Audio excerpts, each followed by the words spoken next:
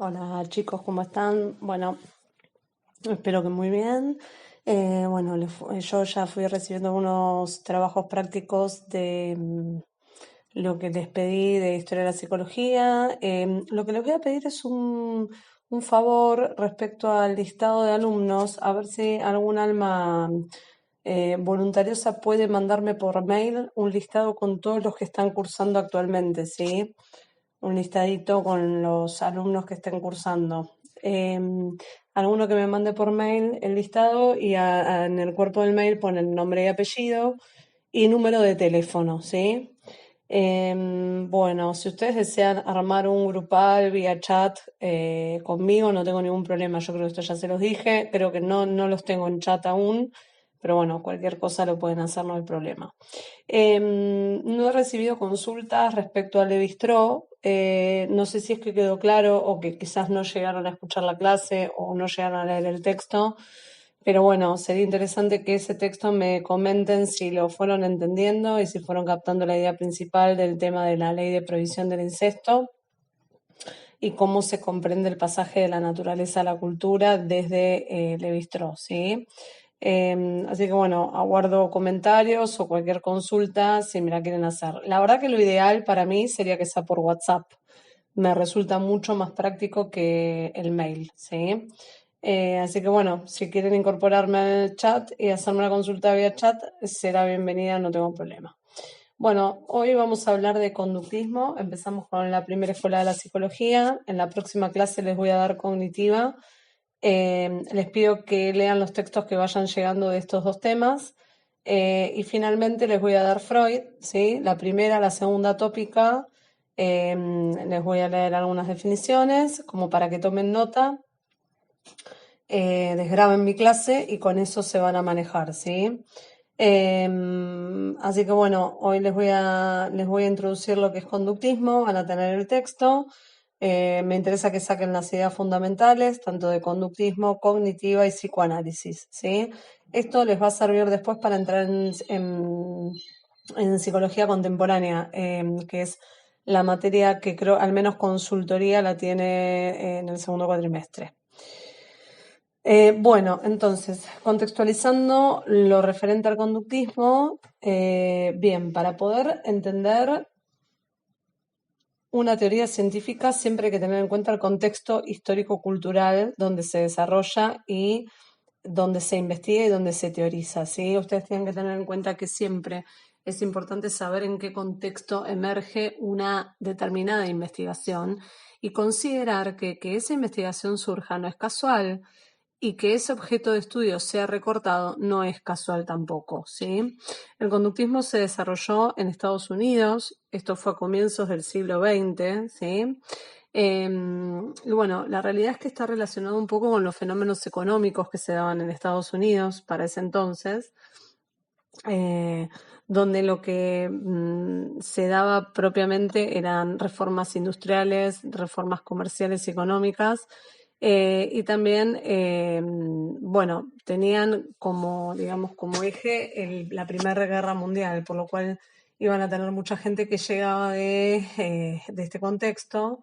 Y bueno, lo que se buscaba justamente era de algún modo poder controlar algún aspecto del ser humano para poder de alguna manera homogeneizar los comportamientos. En este sentido, si nosotros pensamos en conductismo, lo que nos está diciendo la palabra es que está aludiendo a la conducta, ¿sí? Entonces, ¿qué es lo que ellos querían? Digamos, ¿cuál era el fin más importante para este universo, para esta población? Bueno, el fin más importante era poder predecir esas conductas y controlarlas, ¿sí? Lo cual a ellos les iba a dar ciertas posibilidades de dar respuesta a las necesidades que se dieran en esa población, ¿no? Bueno, la realidad es que justamente si la sociedad de ese entonces estaba en una pura transformación, dado el movimiento de inmigrantes y toda la reforma industrial y comercial que había en Estados Unidos, poder tener un cierto control de la conducta de todas las personas iba a ser algo que iba a generar un valor agregado, ¿no? Desde el punto de vista político, desde el punto de vista económico y, como siempre, desde el punto de vista del poder. Ustedes piensen que todo lo que tiene que ver con investigaciones en psicología tiene como base subyacente el poder, ¿sí? Digo, el poder está en todo tipo de investigación. Eh, Foucault es una persona que se va a dedicar, yo no se los di porque me pareció demasiado para darlo por audio y no los quise complicar en este contexto. Me parece que lo más importante era que ustedes se quedaran con ideas centrales de lo que es la psicología. Pero bueno, es importante saber bueno, que también hay otros pensadores que ustedes van a poder desarrollar y leer, investigar, y entre ellos está Michel Foucault, que digamos, uno de sus temas principales tiene que ver con la microfísica del poder, y en este sentido entender que el poder es algo que circula, ¿sí? Que no es algo que tiene alguien y lo tiene para siempre, sino que va circulando en la medida de una dinámica social que se va dando en un determinado contexto, ¿sí? Bueno, justamente entonces el hecho de poder predecir una conducta y a su vez al predecirla entender cuál era la que se iba a dar y entonces poder controlarla era una manera también de tener controlada la sociedad. Una manera que duró un tiempo, pero que claramente no va a ser algo que va a poder perpetuarse, ¿sí? Pero bueno, la verdad es que tuvo mucha aceptación en la psicología norteamericana. Es una propuesta que tuvo mucha aceptación y es una propuesta que al día de hoy sigue siendo vigente, pero no es vigente desde el punto de vista único, es decir, no rige en la actualidad en neto conductismo, dado que para ellos, yo ahora igualmente voy a avanzar más desde el texto, pero les explico esto como para que tengan una noción. Ellos van a desconocer cuáles son los procesos mentales, ¿sí? A ellos lo que les va a interesar es específicamente la manifestación de la conducta, es decir, que el recorte que van a hacer es solo un observable puntual, que es el comportamiento del individuo. ¿Esto qué significa? Que todo aquel proceso que haya formado parte de ese comportamiento a la psicología norteamericana no le va a interesar. Y ellos lo van a dejar, digamos, lo van a encapsular en lo que se llama la caja negra. La caja negra vendría a ser el equivalente a todos los procesos mentales, ¿sí? Que se van a dar y que van a constituir que van a configurar, que van a a formular una determinada conducta, pero a ellos no les va a interesar esto, ¿sí? A ellos les va a interesar ante determinado estímulo qué respuesta se produce, ¿sí? Entonces la propuesta es estímulo-respuesta. Ante una determinada estimulación se produce una determinada respuesta. Con el devenir de los años y el devenir de las investigaciones en distintos planos y el advenimiento de la cibernética va a generar un cambio de paradigma, ¿sí? Ustedes saben que más o menos para el 1950 empieza toda la era de la computación. Bueno, el hecho de que aparezcan las computadoras y que en realidad no se produzcan ciertas confirmaciones de laboratorio, ahora les voy a explicar un poco más respecto al conductismo, llevaron a investigar entonces esos procesos mentales que el conductismo no tenía en cuenta. Y es acá donde se va a dar inicio a la psicología cognitiva. El paradigma que rige actualmente no es el conductismo ni cognitivo netamente, sino lo cognitivo-conductual, ¿sí? Es una herramienta que se usa mucho en las psicoterapias y que están, digamos, todavía si bien hay muchos procedimientos y protocolos específicos desde esta escuela, que es la cognitivo-conductual, se sigue investigando, ¿sí? Pero bueno, volvemos al conductismo. Bien, el conductismo se basa en el positivismo que dio inicio a Augusto Comte en 1798 al 1857 vivió este señor y está basado en 3 principios. El primero es el principio del fenomenalismo, ¿sí? El cual sería accesible a través de la experiencia sensorial y este puede ser un, digamos, objeto de conocimiento, ¿sí? El principio del nominalismo, que es el lenguaje científico, y esto significa que el lenguaje debe hacer referencia a objetos externos, individuales y particulares, y no objetos abstractos. Y luego el principio de la unidad de la ciencia, es decir, que exista solo un método científico y que la ciencia pueda seguirlo, ¿sí? Que sería siempre pensado desde las ciencias naturales, ¿sí? Por eso está basado en el positivismo, ciencias naturales. Bien. Después, por otro lado, está influenciado el conductismo por la corriente del pragmatismo, o sea, hasta acá les nombré la corriente del positivismo. El pragmatismo tiene que ver con el hacer, ¿sí? Lo pragmático es el hacer. Bien, esta tesis fue expuesta por Charles Peirce, vivió entre 1839 y 1914. Y bueno, tiene que ver con el efecto práctico de nuestras acciones, ¿sí? Entonces, lo que dice acá es que todo conocimiento tiene un fin práctico, y una hipótesis científica es verdadera cuando es útil para explicar lo que se propone, ¿sí? Lo que va a sostener esta corriente es que las ideas sobreviven siempre y cuando, digamos, sus efectos tengan una incidencia y sean eficaces, ¿sí? Pero, digamos, se desvanecen cuando no son eficaces, cuando esas ideas dejan de ser eficaces, ¿sí? Y en el contexto de la psicología conductista, lo que va a ser de gran importancia es el desarrollo de la psicología animal experimental. Y acá la figura importante fue Thorndike, ¿sí? Edward Thorndike, Thorndike. Este señor fue uno de los exponentes principales de la psicología animal experimental, ¿sí? Él lo que hacía, bueno, era justamente llevar animales al laboratorio, se le presentaban problemas estandarizados y observaba cómo los resolvían, ¿sí? Y actuaban por ensayo y error. Y a través de esto se fueron generando resultados, ¿sí? Que se fueron organizando en dos leyes. Una es la ley del efecto, ¿sí? Que establece la fijación de las conexiones estímulo-respuesta. Depende de los efectos que sigan a la respuesta. Digo, si era emitido un estímulo y si ese estímulo era emitido y seguido por un factor de satisfacción y esta conexión se fortalecía, o bien si, si la respuesta no era adecuada, se buscaba, digamos, que la conexión perturbara esa relación entre estímulo y respuesta, ¿sí? Entonces, bueno, justamente iba a depender de qué tipo de estímulo se estaba utilizando. Entonces, a ver, ¿cómo les explico esto?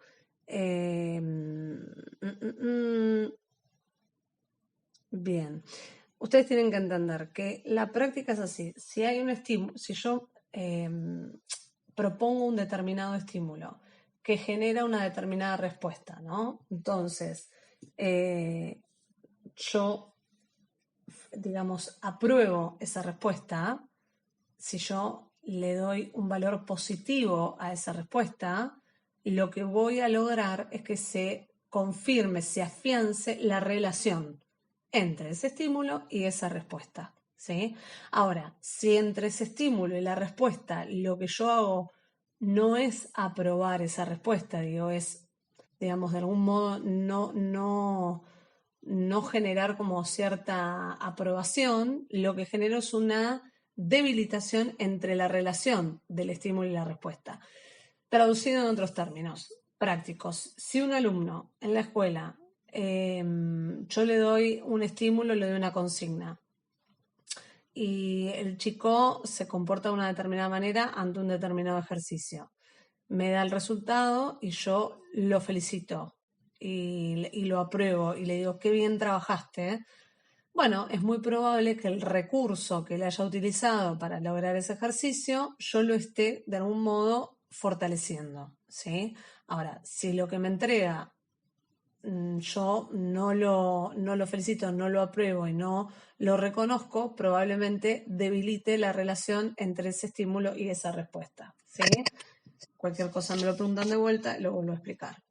Y la segunda es la ley del ejercicio, que es el valor que tiene la práctica en el aprendizaje y establece que cualquier respuesta a una situación estará más fuertemente relacionada con la situación en proposición al número de veces que ésta ha sido relacionada con esa situación y al promedio de fuerza y duración de dichas relaciones.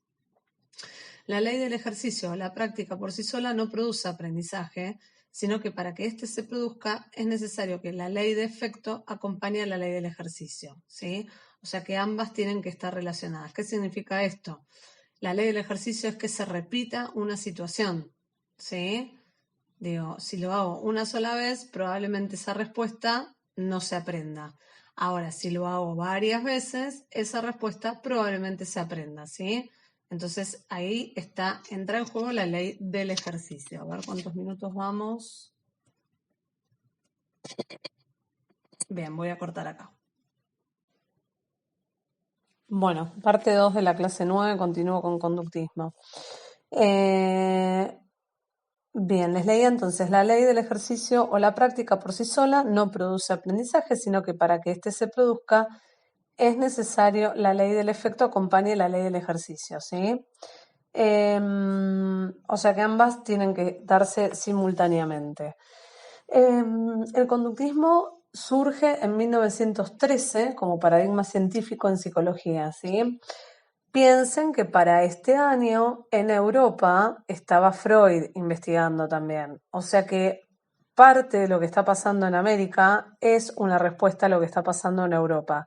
Digo, por el lado que Freud iba en su descubrimiento del inconsciente ya hacía varios años para esta época, aplicando el método de asociación libre por parte del paciente y atención flotante por parte del analista, siendo Freud un fundamentalista de la escucha, ¿sí?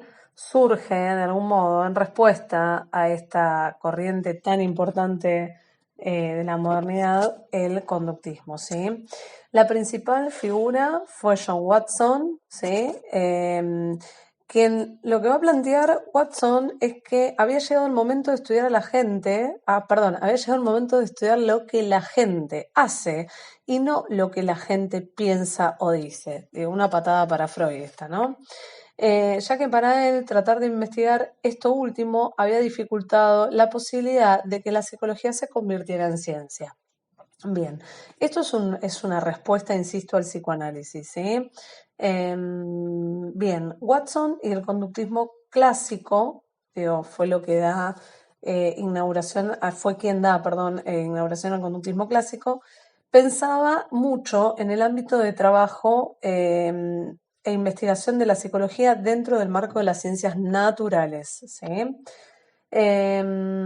Bien, lo que él proponía era una ciencia libre de conceptos mentalistas, ya que para él los términos conciencia, alma, mente, todos estos conceptos que claramente son abstractos, no podían ser utilizados para que una ciencia pretenda ser objetiva, ¿no? Objetiva como la física, objetiva como la química. Y bueno, en este sentido, él señalaba que había una imposibilidad para arribar a conclusiones de validez científica utilizando métodos subjetivos. Bueno, concretamente critica todos los métodos introspectivos utilizados por la psicología hasta ese momento y consideraba que había que abandonar el uso de la introspección. Entonces, como les decía, esto de algún modo fue en respuesta al psicoanálisis, ¿sí? Entonces, en este sentido, la psicología conductista va a tener como objeto de estudio la conducta observable y como método la observación experimental, ¿sí? Él va a definir a la psicología como la ciencia del comportamiento cuya finalidad es la predicción y el control de la conducta, como les decía al principio. Y lo importante para él era describir objetivamente los actos conductuales en términos de estímulo-respuesta. ¿Sí? Bien, ¿qué era lo importante para Watson? Dar respuesta a uno, dado un estímulo, poder predecir la respuesta. O sea que si yo en el laboratorio recortaba un determinado estímulo, tenía que anticipar cuál iba a ser la respuesta a ese estímulo, ¿sí? Así trabajaban ellos y esto era lo que les importaba. Y al revés también, digo, si ellos tenían una respuesta determinada, es decir, que ellos observaban una determinada conducta en un individuo, lo que ellos querían era poder deducir el estímulo que produjo esa conducta, ¿sí? Y después, supongamos que si una respuesta no era heredada, poder explicar cómo se aprendió esa respuesta, que era lo que les explicaba antes con las dos leyes. Digo, cómo se fortaleció, cómo se debilitó, pero que en el fondo lo que se produjo siempre es un aprendizaje, ¿sí?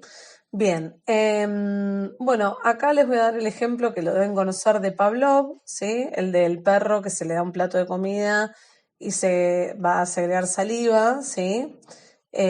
Bueno, acá digamos que el estímulo incondicionado sería la comida. Y la comida va a producir una respuesta incondicionada que es la salivación, ¿sí? Incondicionada significa que no hay aprendizaje previo, o sea que yo pongo la comida y el perro va a salivar. Bien, después si se combina este estímulo incondicionado con un estímulo neutro, supongamos que en este caso lo que se ponía era el sonido de una campana, y le poníamos la comida, entonces el perro tenía el estímulo incondicionado, que era la comida, el estímulo neutro, que era la campanada. Con el estímulo incondicionado, el perro salivaba, ¿no? Hasta ahí estamos de acuerdo. Pero cuando escucha el sonido de la campana al mismo momento que se le presenta la comida, ¿qué pasa si después no se le presenta la comida? Y suena la campana. Si yo al perrito le puse varias veces la campanada cuando le ponía la comida y de repente un día le saco la comida pero le hago sonar la campana, la respuesta que se observa es que va a salivar igual, ¿sí? Porque asoció ese estímulo, ¿eh? Entonces, el estímulo neutro se va a transformar en un estímulo condicionado, dado que brinda una respuesta condicionada que es la salivación. Entonces, ¿qué significa una respuesta condicionada? Que es una respuesta que se adquirió a través del aprendizaje, ¿sí? Entonces, para explicar el aprendizaje, Watson va a formular dos teorías continuistas, que es asociación entre estímulo y respuesta temporoespacial, una asociación entre estímulo y respuesta temporoespacial. Y la otra se refiere a cuando se trata del aprendizaje de respuestas nuevas, ¿sí? Entonces, bien, a ver cuánto vamos, chicos, esto de los audios que hay que cortarlos, a ver. Bien.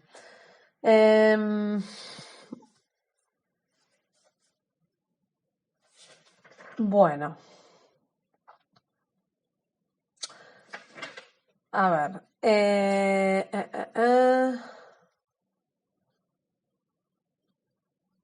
Quiero ver qué les digo de acá. Igual van a tener el texto que es súper claro, lo van a poder ver tal como se los estoy leyendo yo. Yo no estoy leyendo en texto, les estoy leyendo un recorte que tengo y tratando de llevar las ideas más importantes, ¿sí? Bueno, Watson va a presentar tres respuestas incondicionadas a las que llama emociones básicas, ¿sí? Hay tres respuestas incondicionadas, es decir, que no son aprendidas, que son emociones básicas. Ellas son el miedo, la ira y el amor. Y estas respuestas incondicionadas son respuestas observables a través de signos externos en el cuerpo que se producen por estímulos específicos, ¿sí? Es decir, esto se va a ver en el bebé, ¿sí? En el bebé recién nacido. Por ejemplo, si yo al bebé le hago un ruido fuerte, el bebé lo que hace es perder la base de sustentación, ¿sí? Entonces, o tener contracciones corporales, ¿sí? O llanto, o la respiración más acelerada. Bien, entonces acá estamos ante el miedo, ¿no? Digo, si yo a un bebé le aplaudo, o le hago un ruido fuerte, ¿sí? O hago ver que se va a caer, bueno, el bebé lo que va a tener es una contracción corporal, una respiración más lenta, un llanto, o la respiración más acelerada también, ¿no? Bien, o sea que hay una respuesta ante ese estímulo. Esa respuesta es una emoción básica y esa emoción básica es una respuesta incondicionada, o sea que es innata, ¿sí? La otra es la ira, ¿sí? En cuanto a la ira, los estímulos que la suscitan son, por ejemplo, la sujeción de los pies y manos del bebé, ¿sí? Si yo le agarro las manitos al bebé y le agarro los piecitos al bebé y lo tengo sujetado y lo obstaculizo a moverse, ¿sí? La respuesta que obtenemos es una rigidez corporal, un grito o se pone todo colorado de la bronca que le da. ¿No? Todos los que tengan hijos, sobrinos, sabrán de que esto funciona de esta manera. Bueno, ahí va a aparecer la segunda respuesta incondicionada de la que habla Watson, que es la de la ira, ¿sí? Y por último tenemos el amor, ¿no? Que son los estímulos que se dan cuando alguien acaricia el cuerpito del bebé. Y lo que se observa es que la piel se pone coloradita, rosadita, no colorada, rosadita, ¿sí? Que el cuerpo se relaja, que el bebé está más tranquilo, que si el bebé lloraba se calma, que si el bebé lloraba y uno le hace upa, se relaja, ¿no? Entonces todo esto también es una respuesta incondicionada relativa a las emociones básicas llamada amor. Son tres, ¿sí? Bueno, dejo por aquí.